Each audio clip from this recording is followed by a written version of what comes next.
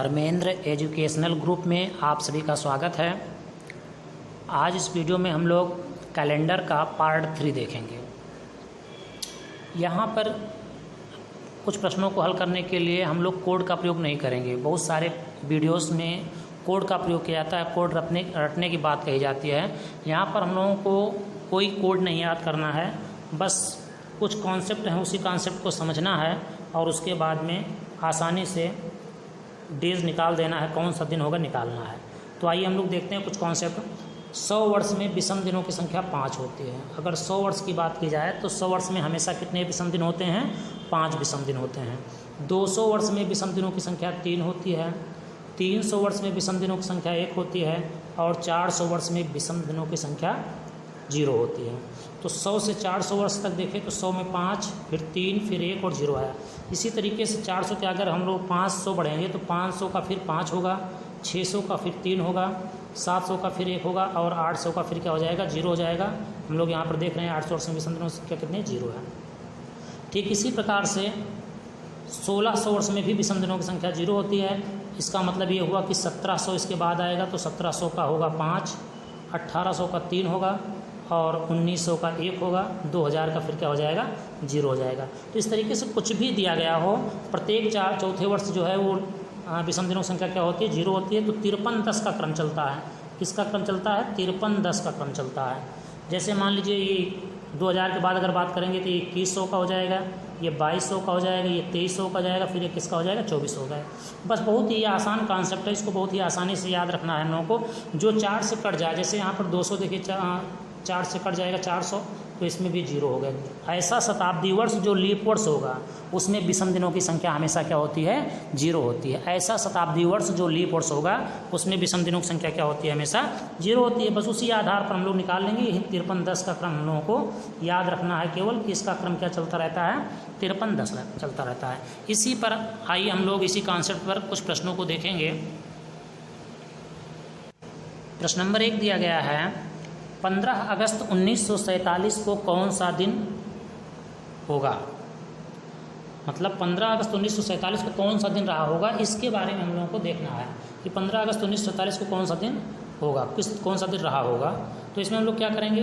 15 अगस्त मतलब हो जाएगा 8, 15/8/1947, 1947 अब यही निकालना है हम लोगों को। तो ये तो दिन है ही है। अगर 15 दिन है तो इसमें अगर विषम दिनों की संख्या हर पार्ट का हम लोग अलग अलग निकाल लेंगे तो आसानी रहेगा। 15 दिन है, इसमें विषम दिनों की संख्या कितनी मिलेगी? 7 से अगर हम लोग भाग करेंगे तो विषम दिन कितने मिल जाएंगे? 1। ये विषम दिन हो गया। अब यहाँ पर हम लोग क्या करेंगे? इसके लिए यहाँ पर 1947 है तो यहाँ पर हम लोग 1 कम करके लिखेंगे, 1946 लिख देंगे। और यहाँ अगस्त है, अगस्त का मतलब हो जाएगा इसके पहले क्या आएगा? जुलाई आएगा, अर्थात 7 लिख देंगे। ठीक है। अब इसमें हम लोग क्या करेंगे? देखिए 1946 को अगर हम लोग लिखना चाहें तो लिख सकते हैं 1900 + 46। बहुत ही आसान कॉन्सेप्ट है, 1900 + 46। अब हम लोग जानते हैं कि 1900, अभी देखिए हम लोग 53-10 के हिसाब से 1600 का 0 था। अगर 1600 का 0 था तो 1700 का 5 रहा होगा, 1800 का 3 होगा और 1900 का क्या होगा? 1 होगा। वही 53-10 का, अगर इसका 0 है तो इसका 5 होगा, इसका 3 होगा, इसका 1 होगा। वही 53-10 का क्रम हम लोगों का है। तो 53-10 के हिसाब से अगर हम लोग देखेंगे तो 1900 जो होगा उसमें विषम दिन कितने होंगे? 1 होंगे। यहाँ 1 विषम दिन हो गया, प्लस इस 46 में अगर विषम दिन देखा जाए, अगर हम लोग 7 से भाग कराएंगे तो हम लोगों को मिलेगा 7×6 42, अर्थात विषम दिन कितना मिलेगा? 4 मिलेगा। 7 से भाग कराने पर कितना मिलेगा? 42। तो शेषफल कितना बचेगा? 4 विषम दिन हो जाएगा। इसके बाद में इस 46 वर्ष में हम लोग देखेंगे कितने लीप वर्ष हैं। लीप वर्ष जानने के लिए इसको हम लोग क्या करेंगे? 4 से भाग कराएंगे। 4 से भाग कराएंगे तो 11 बार जाएगा 44, अर्थात शेषफल कितना बचेगा? 2 बचेगा। तो यहाँ पर अगर शेषफल 2 बच रहा है, इसका मतलब यहाँ पर 11 लीप वर्ष हो रहे हैं। कितने लीप वर्ष हो रहे हैं? 11 लीप वर्ष हो रहे हैं। तो जितने लीप वर्ष हो रहे हैं उतने को हम लोग यहाँ पर लिख देंगे। अब यहाँ पर हम लोग क्या करेंगे? जोड़िए तो 11, 4, 15, 1, 16। यहाँ पर कितना हो गया? 16 हो गया। अर्थात यहाँ पर अगर देख रहे हैं हम लोग तो विषम दिन हम लोग क्या मिल रहा है? 16 मिल रहा है। अब यहाँ पर हम लोग यहाँ से 7 का मतलब हो गया हम लोग जनवरी से लेकर के कहाँ तक की गणना करेंगे? जुलाई तक की गणना करेंगे। हम लोग जानते हैं जुलाई कितने का महीना होता है? जुलाई 31 का महीना होता है। इसमें विषम दिन कितने होंगे? 31 को अगर हम लोग 7 से भाग कराएंगे तो विषम दिन 3 मिलेगा। 7 चौक 28, 3 31 होता है, विषम दिन 3 मिलेगा। मार्च अगर हम लोग फरवरी की बात करेंगे, जनवरी की बात, तो 28 का होता है, 7 से पूरा कट जाएगा, 0 हो जाएगा। मार्च की बात करेंगे तो मार्च में हम लोग जानते हैं 31 का महीना होता है, इसमें विषम दिन 3 होगा। अप्रैल की बात करें, अप्रैल 30 का होता है, इसमें विषम दिन 2 होगा। मई की बात करें, मई हमारा 31 का होता है, इसमें विषम दिन 3 होगा। और अगर जून की बात करते हैं तो जून 30 का होता है और इसमें विषम दिन कितना हो जाएगा? 2 हो जाएगा। इसी तरीके से अगर हम लोग जून के बाद जुलाई की बात करेंगे तो जुलाई 31 का होता है, इसमें विषम दिन कितना हो जाएगा? 3 हो जाएगा। अब इन सारे विषम दिनों को हम लोग जोड़ेंगे, 3 3 6 2 8 3 11 11 2 13 13 3 16 16 यहाँ पर मिल रहा है। अर्थात यहाँ पर 7 वाले में जो विषम दिन मिल रहा है, कितना मिल रहा है? 16 मिल रहा है। अब 16 विषम दिन यहाँ हो गया, 16 विषम दिन यहाँ हो गया, ये हो गया महीने वाला, ये हो गया वर्ष वाला, ये हो गया दिन वाला। तीनों को हम लोग इकट्ठा करके फिर 7 से भाग करा करके विषम दिन निकालेंगे। 16 16 हो गया 32, 32 एक मिलकर कितना हो गया? 33, 32 एक मिलकर कितना हो गया? 33। अगर इस 33 को हम लोग 7 से भाग देंगे तो 7 चौक 28, शेष फल कितना बच जाएगा? 28 5 33, शेष फल कितना बचेगा? 5। शेष फल क्या बच रहा है? 5 बच रहा है। बस पहला दिन हमेशा सोमवार होता है। अगर 1 आएगा तो सोमवार हो, 0 आएगा तो हमेशा रविवार होगा, 1 आएगा तो हमेशा सोमवार होगा, 2 आएगा तो मंगलवार, 3 आएगा तो बुधवार, 4 आएगा तो बृहस्पतिवार, 5 आएगा तो शुक्रवार और 6 आएगा तो शनिवार। अर्थात पहला दिन हम लोग कहाँ से काउंट करेंगे? हमेशा सोमवार से काउंट करेंगे।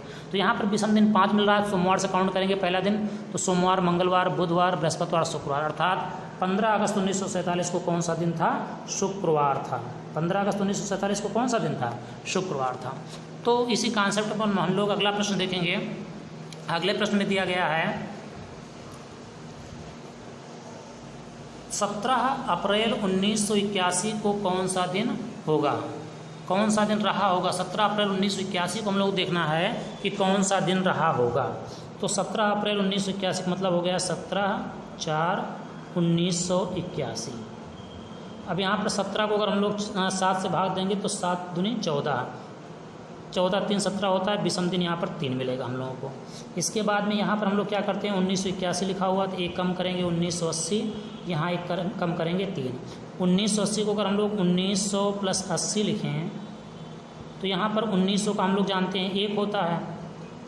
80 को अगर हम लोग यहाँ पर विषम दिन निकालें, 7 से भाग कराएंगे तो 11 बार में 77 और शेष फल 3 बचेगा। और अब 80 में हम लोग विषम दिन 80 में हम लोग देख लेते हैं कितने लीप वर्ष होंगे। तो 4 से भाग करने बाद 20 मिलेगा, 20 यहाँ पर हम लोग क्या होगा? लीप वर्ष होगा। तो यहाँ पर हम लोग कितना मिल जाएगा? 20 3 23 1 24, यहाँ पर हम लोगों को क्या मिल रहा है? 24 मिल रहा है। अब हम लोग यहाँ पर मार्च तक की बात करेंगे। तो हम लोग जानते हैं कि जनवरी में 31 का होता है, इसमें विषम दिन हमेशा कितने का होता है? 3 बनेगा। फरवरी 28 की होती है, तो अगर फरवरी 28 की है तो इसमें विषम दिन 0 होगा। और मार्च जो है हम लोगों का, यहाँ तक मार्च में तक ही देखना है, मार्च कितने का होता है? 31 का होता है, इसमें विषम दिन कितने हो जाएंगे? 3। तो 3 और 3 मिलकर कितने हो गए? यहाँ पर 6। अब ये 24 को, इस 3 को और इस 6 को हम तीनों को जोड़ेंगे तो 24 3 27 और 27 6 मिलकर कितना हो गया? 33। 27 6 मिलकर कितना हो गया? 33। और 33 को अगर हम लोग 7 से भाग कराएंगे तो शेष फल 7 चौक 28, 5 33, शेष फल कितना मिलेगा? 5। अर्थात 17 अप्रैल 1981 को भी क्या रहा होगा? फ्राइडे रहा होगा, अर्थात शुक्रवार रहा होगा। तो बहुत ही कम समय में इसको हम लोग अगर कॉन्सेप्ट इसका थोड़ा सा भी समझ लेंगे तो बहुत ही कम समय में, इतना समय नहीं लगेगा, ये तुम बता रहे हैं इतना समय लग रहा है, बहुत ही कम समय में ऐसे प्रश्नों को हम लोग निकालेंगे। तो आइए देखते हैं नेक्स्ट क्वेश्चन हम लोग इसी पर। 11 अप्रैल 2010 को कौन सा दिन रहा होगा? अब यहाँ पर हम लोग पूछ रहा है 11 अप्रैल 2010।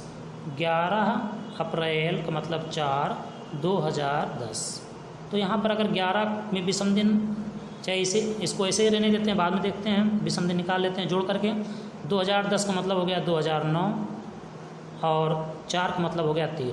2009 को अगर हम लोग लिखेंगे 2000 + 9 लिखेंगे तो 2000 में हम लोग जानते हैं 0 होता है, 9 वर्ष हो गया। और लीप वर्ष इसमें कितने होंगे? 4 से भाग कराएंगे तो लीप वर्ष कितने मिलेंगे हम लोगों को? 2 लीप वर्ष कितने मिलेंगे? 2 लीप वर्ष मिलेंगे। चूँकि 9 को अगर 4 से भाग कराएंगे 4 दूनी 8, 2 लीप वर्ष मिल जाएंगे। तो यहाँ पर कितने हो गए? 11 हो गए। अब जनवरी यहाँ 3 मार्च तक जाना है हम लोगों को। जनवरी में विषम दिन 3, फरवरी में विषम दिन 0 और मार्च में विषम दिन 3, अर्थात 3 3 6 इधर भी आ गया। अब ये 6 और ये 11, 11 6 मिल करके 17, 17 और इधर भी 11 है, तो 17 10 27 1 28, 28 को अगर हम लोग 7 से भाग कराएंगे तो 7 चौक 28 अर्थात 0। और अभी बताया गया था कि अगर 0 आता है तो क्या होता है, हमेशा क्या होता है, संडे होता है अर्थात रविवार होता है, क्योंकि पहला दिन सोमवार होता है और अंतिम दिन रविवार 0 माना जाता है वहाँ पे। तो यहाँ पर हम लोगों को कौन सा दिन मिलेगा, संडे मिलेगा। तो आइए देखते हैं नेक्स्ट क्वेश्चन हम लोग।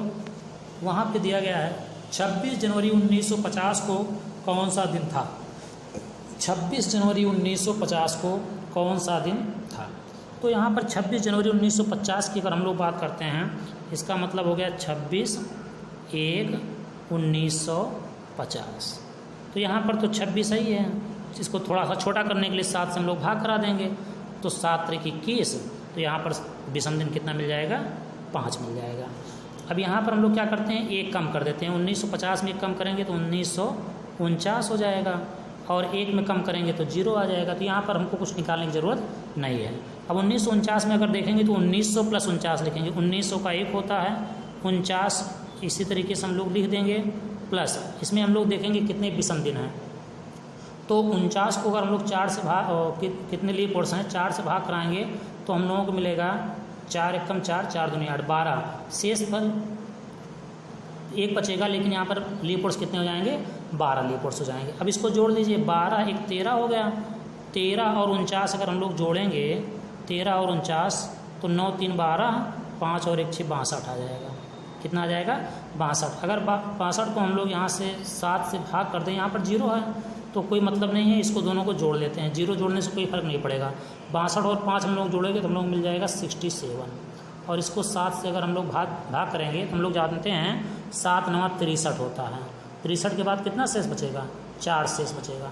अगर 4 शेष बच रहा है तो इसका मतलब पहला दिन सोमवार, दूसरा मंगलवार, तीसरा बुधवार और चौथा क्या होगा, बृहस्पतिवार हो जाएगा। इसलिए हम लोग कहेंगे कि 26 जनवरी 1950 को कौन सा दिन रहा होगा, बृहस्पतिवार रहा होगा। लास्ट क्वेश्चन हम लोग देखेंगे, 11 मई 1987 को कौन सा दिन था। 11 मई 1987 को कौन सा दिन था। 11 मई का मतलब 5 और 1987। अब यहाँ पर हम लोग क्या करेंगे, 1987 में कम करेंगे 1986 और 5 से कम करेंगे तो 4 आ जाएगा। 1900 का 1, 86 को अगर हम लोग 4 से भाग कराएँ, 86 को अगर हम लोग 7 से भाग कराएंगे तो हम लोगों को मिलेगा 7 कम 7, 7 दूनी 14, 12 7 84, अर्थात यहाँ पर शेष फल 2 बचेगा। विषम दिन कितने हो जाएंगे, 2 हो जाएंगे। इसके बाद में 86 में हम लोग देखेंगे कितने लीप वर्ष हैं, तो 86 को अगर हम लोग 4 से भाग करा देंगे तो 4 दूनी 8, 20 बार में जाएगा, 21 बार में जाएगा 84। तो यहाँ पर लीप वर्ष कितने मिलेंगे हम लोगों को, 21। लीप वर्ष कितने मिल जाएंगे, 21, क्योंकि 21 से अगर हम लोग 4 में गुणा करा रहे हैं तो हम लोग को क्या मिलेगा, 84। इसलिए यहाँ पर कितने लीप वर्ष हो जाएंगे, 21 लीप वर्ष हो जाएंगे। और उसके बाद में यहाँ पर अगर हम लोग बात करेंगे 4 में, तो यहाँ पर हम लोग जानते हैं कि जनवरी में 3, फरवरी में 0, उसके बाद में मार्च में 3 और अप्रैल में 2, अर्थात यहाँ पर कितने हो गए, 3 3 6 2 8। बस सबको जोड़ लेना है। यहाँ पर 11 और 21 2 मिलकर के 23, 23 1 24, 24 8 और 11, इन तीनों को हम लोगों को जोड़ लेना है। जोड़ने पर जो भी मिलेगा उसको हम लोग क्या करेंगे, 7 से भाग करा देंगे। तो थोड़ा छोटा करने के लिए इसको हम लोग अगर 7 से भाग कराएंगे तो यहाँ 3 शेष बचेगा, यहाँ 7 से भाग कराएंगे तो 3 शेष बचेगा, 7 3 21, 3 शेष बचा, यहाँ 1 शेष बचा। बस 3 3 6 और 1 7। अब हम लोग जानते हैं 7/7 करेंगे, शेषफल क्या बचेगा, 0। और शेषफल 0 बचने का मतलब क्या हुआ, संडे होगा। शेषफल अगर 0 बच रहा है तो क्या होगा, संडे होगा। तो यहाँ पर हम लोगों ने ऐसे वीडियो में देखा कि कोई भी अगर डेट दी गई है तो उस कौन सा दिन होगा, बिना किसी कोड के हम लोग आसानी से बहुत ही कम समय में निकाल सकते हैं। Thank you all of you watching for this video.